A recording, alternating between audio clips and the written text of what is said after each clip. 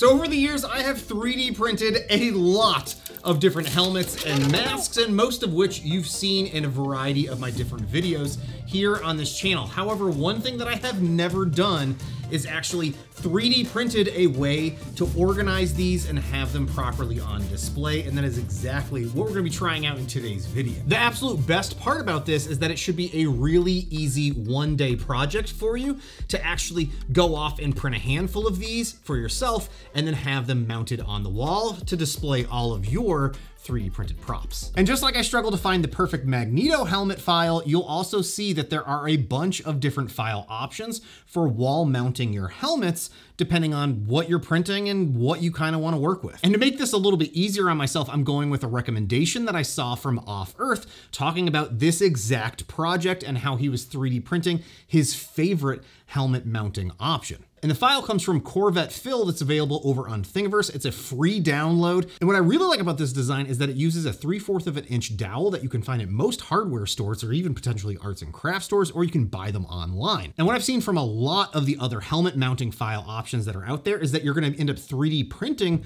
this post. And depending on how that post prints, you could end up with delamination of your layers, which means that the layers are gonna split and your helmet is obviously gonna fall on the ground, and we don't want that. And I'm 3D printing these on the Elegoo Neptune 4 Plus and the Neptune 4 3D printers, which just so happens Elegoo is the sponsor of today's video. They're running a huge contest that's starting now through October 20th, where you can win a variety of different of their 3D printers, including their brand new up and coming Elegoo Centauri, which is their new Core XY 3D printer. And fingers crossed, I'll be giving you an up close look at that here coming soon. And if you didn't already know, Elegoo makes some fantastic filaments, including their PET G, which I'm using for these prints, as well as some of their PLA.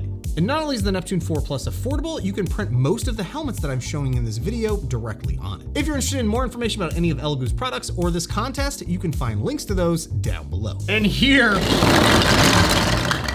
are all of our prints.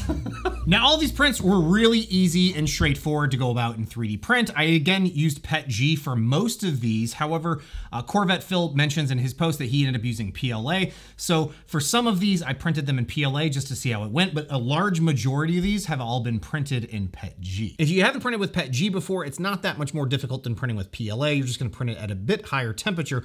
And one thing that I noticed is my first attempt at printing this, I ended up using a partially used roll of PET G that I've had open and sitting in here for a few months, and it printed horribly. Like, it just did not work very well, and it's because of all of the moisture in the 3D prints. I took a brand new roll of filament and reprinted some of those parts, and it came out so much cleaner with that brand new roll that didn't have all the moisture packed into it. So if you have some sort of a heater or dehydrator, you might want to consider that if you have open rolls of PET G before printing with them. And my biggest concern with that was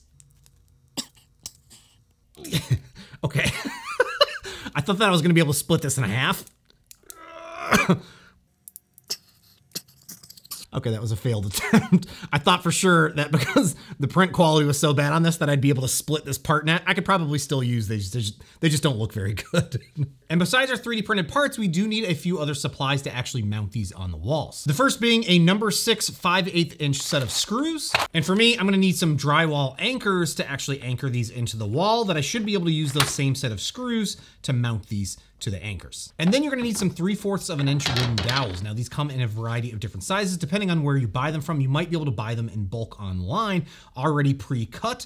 And the size that Off Earth told me I should try and cut these down to is about 12 inches. But depending on how large or small your helmet is, you could obviously cut these down to size. Once we have everything cut, we can just sand down any rough edges and then begin the installation process. This just involves taking some of those number 6 5/8 inch screws and then mounting the poles to each of the parts. And to make the alignment a little bit easier, you can slide the top part on and then lay it flat on a tabletop, and it should keep everything in the correct position so you can mount that upper screw into. And in hindsight, I probably should have not connected the pole directly to the bottom mount just yet, because it'll be easier for me to screw these into the wall. I'm also going to be using a laser sight leveler there just to make sure that everything's on the same level across the wall.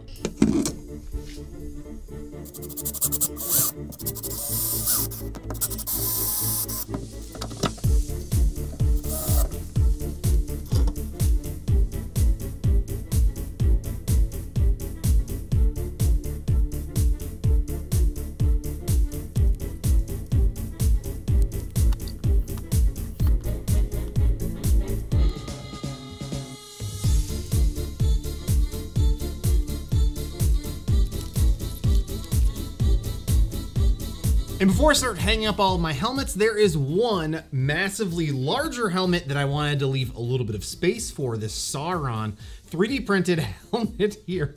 And there is a specific clip in mind that I had for this that I found over on Printables. And this one is just a little bit simpler of a design, and it allows you to clip your helmets directly into the slot opening. And after a little bit of mixing and matching, I now have 15 helmets on display here in the studio. This is such a simple project, and if you're into 3D printing helmets like I am, I would highly recommend trying this project out for yourself and getting some of those helmets that you've 3D printed on display. And even though this helmet clip design by Bugman is really easy to print and really simple, the problem that you're gonna run into is if you have a helmet with a back that's removable, you're gonna mount this on the back and it's more than likely gonna come undone. However, these are fantastic options for fully enclosed helmets that don't have a removable back that you want to just clip into place and have mounted on the wall. One other challenge that I'm running into with the design by CorvettePhil is that while this base here that the helmet is going to sit on works pretty well for the most part, some of the helmets really just want to roll forward entirely versus having it sitting at an optimized angle. So what I'm thinking about doing is adding some kind of padding or stickiness there to the top of this to help secure it in place so that the helmet isn't rolling forward or to the side or potentially even rolling off of the mount. And if you have any suggestions on that, let me know in the comments down below because I'm all ears. At this point, I'm thinking about adding some foam padding.